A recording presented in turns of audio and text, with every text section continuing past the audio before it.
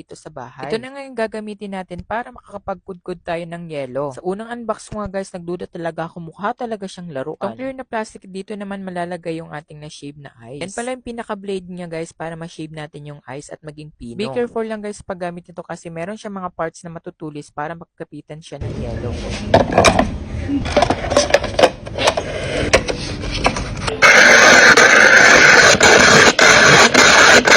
After ko nga makapag-shave ng ice, naglagay na ako ng asukal pati yung ating yellow corn. Meron naman nagbebenta dito kasi malapit lang naman kami sa tabi ng kalsada. 10 to 20 pesos na lang per cup binibenta tong mais con yelo dito. As person na nagtitipid, syempre gumawa na lang tayo para one to sawa nating kainin. At madami-dami din na yung mga nagawa ko dito guys. Kaya tamang-tama nga ngayon sa panahon natin ngayon, sobrang init ngayon dito sa Pilipinas. Alam ko habang pinapanood mo tong video natin, alam kong nagkikrave ka na din ng mais con yelo. Ilalagay ko na nga lang yung link sa comment section kung saan mo siya mabibili. So yun lang, click the yellow basket.